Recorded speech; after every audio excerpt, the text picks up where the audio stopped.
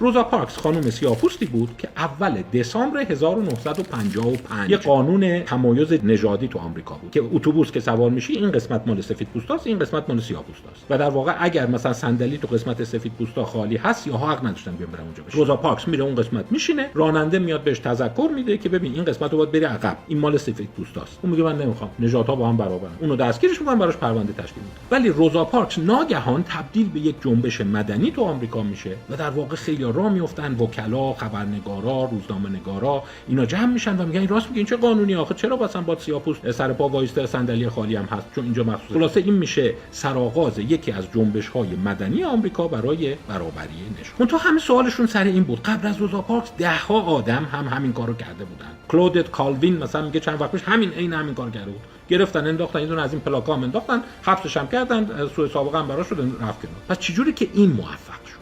خب همه اینها از جمله چارلز دوهیگ، مارک گرانووتر اومدن نگاه کردن، دیدن قدرت لینک های ضعیف. مثلا روزا پارکس با خانم سفیدپوستی دوست بود که او یکی از دوستاش تو یکی از خبرگزاری‌ها بود. مارک گرانووتر اینو دید که وقتی شما شغل نداری، بیکاری، اون چیزی که باعث میشه شما زودتر شغل گیرت بیاد اتصالات ضعیفه. مثلا یکی میگه اتفاقا شرکت ما استخدام میکنه، چرا نمیاد شرکت ما؟ ولی اونایی که فقط اتصالات عمیق دارند، اینا چون به بیرون راه ندارن و در واقع به نوعی قرنطینه هستن، اینا فرصت‌های شغلیشون از دست میره، بلا زیاد میاد سرشون و تو جامعه موفق